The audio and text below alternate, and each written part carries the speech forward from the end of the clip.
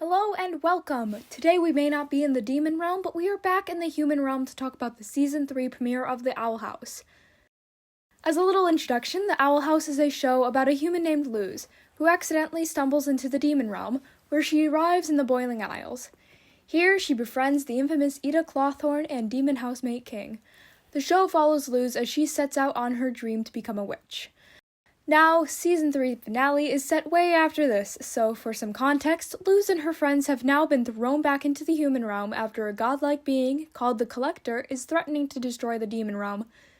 This episode is showing the efforts being put in to get back to save all those still there. First, before anything, we're going to speak on some things that the new Season 3 intro sequence can tell us. The first scene we see in this new intro is the main cast walking into the disheveled house they came from the demon realm in. This scene officially shows that we can't go back to the demon realm through the same door. The next scene is Luz coming out to her mom, which is really important not only for inside the universe of this show, but also the youth watching. We can presume that she never spoke to Camila about this, and from that moment forward we see Camila wearing a Pride Heart pin on her shirts. The next scene has us in the same house as the beginning, but less of a mess, which the main cast is putting up drawings of their families, as we turn and see that Hunter has none to put up. We continuously see the theme of Hunter not really feeling like he fits in, as we see him attempt to cut his hair, emphasis on attempt. The lighting in the following scene is more warm coloring, contrasting the past sequences by having a consistent color scheme. They're attempting to remake the portal where something wildly goes wrong, which causes a fire to break out. The final, personally important scene is the main cast playing in the rain, when we see Amity and Luz recreate the light in the sky part from the original intro sequences. The intro sequence tells us a bit about what might be in store for the season. However, it also got us up to speed on what has happened. However, I think some of the more interesting things about this episode is how the animators and the team used lighting and space to convey a lot of different feelings we're supposed to have during specific scenes. One of my favorite examples from these is when we see Luz and Hunter about to go in and get what Hunter thought was Bellows. In this scene, they do an excellent job of showing the scary feeling through widening certain shots. They even did the green equals evil lighting on the house, making a place that once looked warm and welcoming into a scary and not so welcoming place. They did wide shots with a small amount of lighting, which makes the room look much bigger than it was.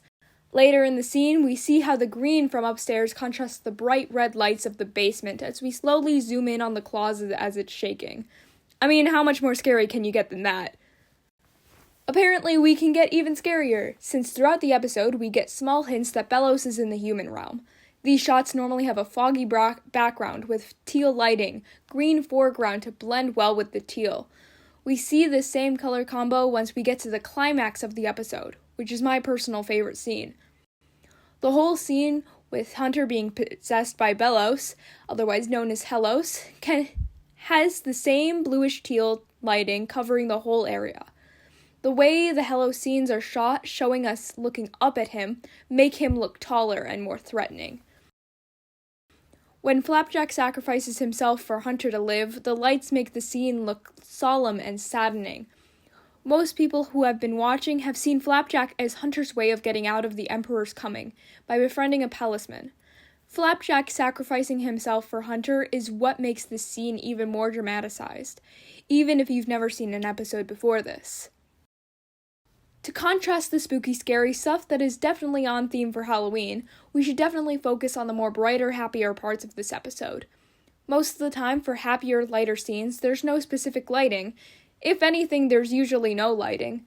The room looks like it has been only shaded lightly. While there is a light source in the scene, no lighting is used on anything else. The only time that there's ever heavy lighting or shading is when the scene is dramatic or scary, as we have been seeing. Another thing I would like to touch on is the different costuming used in this episode.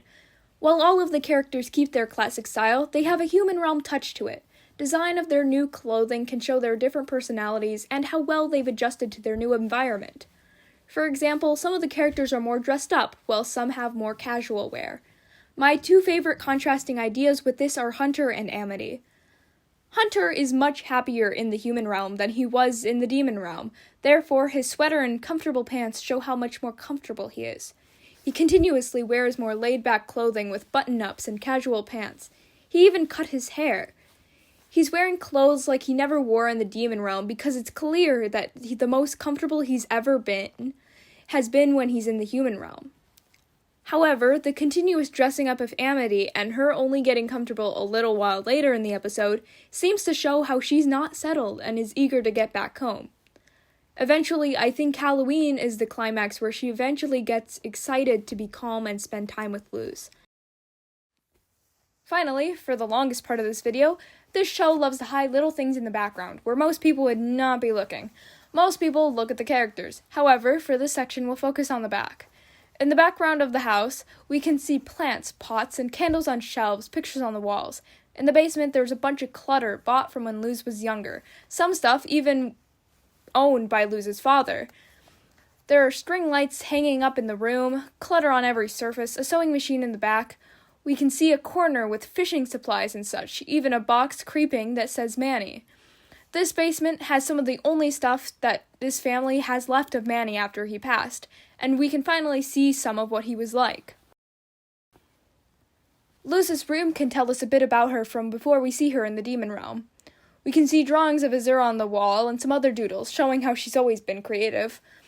She also has an Azura figure with a dragon. Good Witch Azura is her favorite book series, and the books were gifted to her by her dad.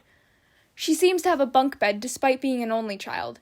She also has 2 extra beds in her room. We have no reason to believe these were used, considering Luz has no friends to come to sleep over with, so these beds wouldn't be used by anyone.